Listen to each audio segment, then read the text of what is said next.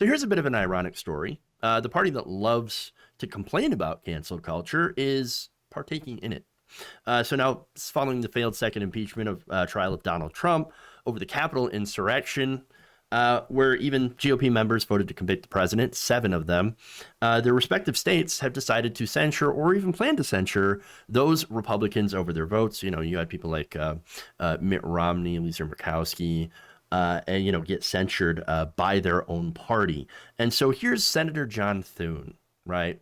The Associated Press reports that Thune defended his GOP colleagues who voted to convict Trump in the first interview he's had since he voted to acquit the president, the former president. There's a strong case made. People could come to a different conclusions. If we're going to criticize the media and the left for cancel culture, we can't be doing that ourselves. Jump in. Cancel culture doesn't mean anything. I don't even know what to say. Cancel culture has completely and utterly ceased to mean anything. Cancel culture, for a very brief period in time, had a definition, and it was when people within a given community were being impugned for minor deviations, failing a purity test. That was what cancel culture was to me, okay? But nowadays, cancel culture is any consequence, any criticism to any behavior. And in this case, I actually think it's the former. I mean, if we're talking about like censoring people for the legal for their, you know, legally ordained responsibilities as a senator to decide to convict or not, and rather than challenge their arguments, they're just trying to like shame the people who did it. That's pretty pathetic. I mean, you do have some experience with. Oh, kitty. I'm immediately distracted by the cute cat. Well, he'll be here for probably not too long before he wiggles out. So hopefully it won't be too much distraction.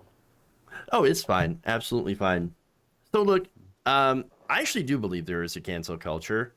And I think that in a lot of cases it can be good. In a lot of cases it can be bad. It can be absolutely weaponized against people in very negative ways and have negative impacts. And so, you know, it's one of those things where it's like it can serve a purpose, and then it can also be an incredible hindrance. And I think, you know, holding people accountable is absolutely fine for things that they've done and things that they've said if they still hold on to those beliefs. Where I deviate from like, oh, you know, cancel culture is really like, all right, I think that if you've apologized, I think if you've, you know, like changed your beliefs or whatever, or owned up to it in the past, then you should be uncanceled. Yeah, I think. Well, people are very punitive online because people don't have a lot online. In interpersonal friendships, you normally have a solid mutual bond of trust that can weather some minor negative incidents. But online, there's always this suspicion. Anyone you like, anyone you follow, they could turn out to be an absolute piece of shit. So because of that, I think people are really, really willing to drop them at a hat, especially since an unwillingness to drop somebody like that can lead to you being maligned by your own friend group. And at that point, you're kind of displacing the negativity directed against the content creator towards yourself.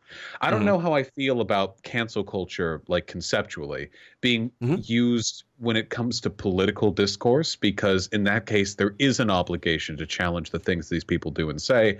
But at the same time, like, I really wish Republicans could appreciate the fact, the undeniable fact, that Republicans are sensitive bitch babies and always have been. And their delusional pretense that they are anything but that has always been, well, it has always prevented them from being able to properly engage with political discourse. You know? Yeah.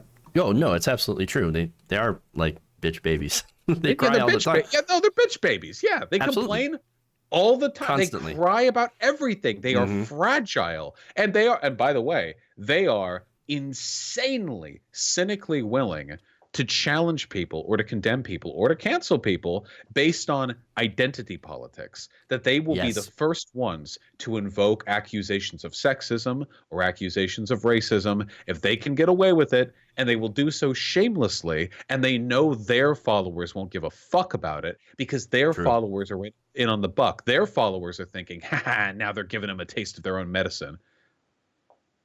No, absolutely. I don't think we disagree at all.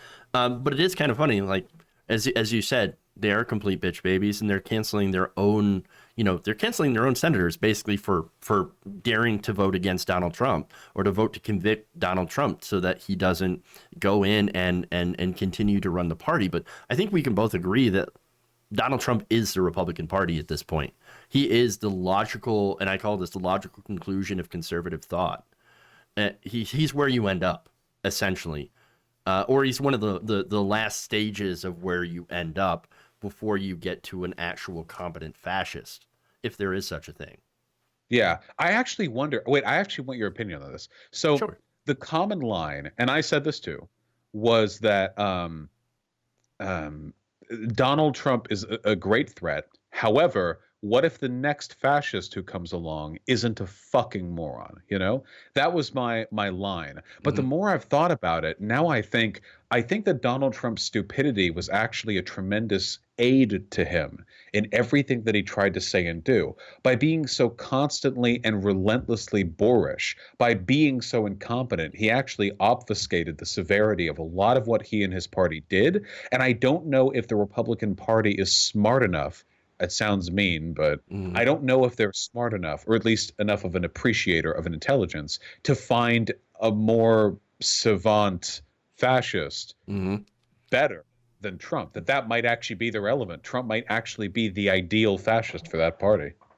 Yeah, he really is. Look, I've often said that the Republican establishment, the Mitch McConnells of the world, they don't know what they're dealing with. I don't think they understand the threat within their own party and the kind of monster that they've created that they now have to square off against. Now they have to try to control Donald Trump because he does have such a gigantic, following within the party. And of course, the reason, I mean, we can go through multiple reasons why Trump has such a large following within the party. I tend to think that it's because he allows people to be the worst version of themselves. He encourages that because he himself is that. He is a mirror. He is the Fox News president, right? He's like the average Fox News watcher, only he's just got potentially lots of money and actual power. But the mannerisms and the things that he believes, the things that he feels, allegedly are no different than the average Fox News viewer. And so there's so much in common. Yeah, well, he is relatable, and he is relatable. Right. Because whenever I'm acting like a boorish, obstinate child, I think like, oh, wow, that was rather Trumpian of me. He's relatable in that respect. People can't relate to Barack Obama. He's an erudite, legal scholar. Like okay, great voice, like great speaker. Don't get me wrong, but nobody's watching Obama and thinking that's so me. I feel like it sounds dumb. I feel like Donald Trump is for the average Republican, like fucking Elsa from Frozen, or like the Let It Go song, or like this is their coming out moment.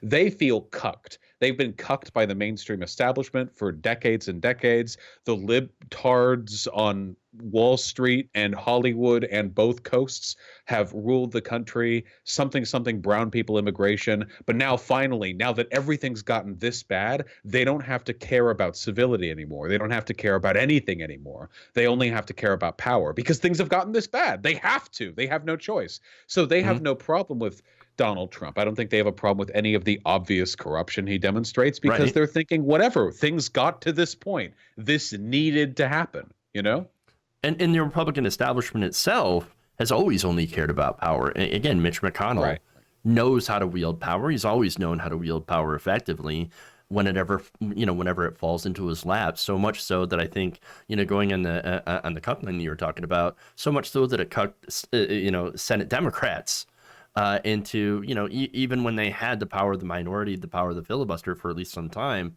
and now have the power of actually having a slim majority, that they continue to still say, we can't really do anything, man.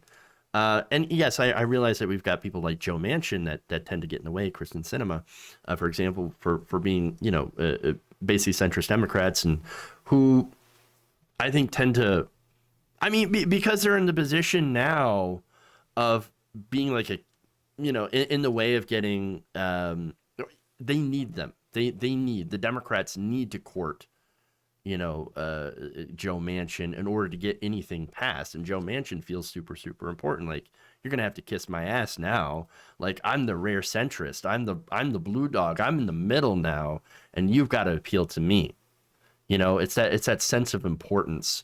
But going back around, because I'm kind of ranting here and like going all over the place. But Mitch McConnell, he's their Walter White. That's what he is. Everyone who watched Breaking Bad knew that Walter White was a piece of shit, at the very least from episode 4, when he turned down the money from the Gretchen, But even though he's a gigantic piece of shit, they feel some cathartic sympathy to him because they sympathize with his pride and with his downfall, and they sympathize with the underlying emotional justifications for his actions, even if they believe like, okay, yeah, that was obviously too far, this or the other. Okay, that's what he is. Okay, Trump is their John Wick. Okay, and the dog getting killed was when the left put women in politics, and now Donald Trump is the John Wick. If you enjoyed this video, please give us a like and share with your friends. You can subscribe and help out the channel by becoming a patron. It's patreon.com/Jeff Waldorf, or you can become a channel member as well by hitting the join button below.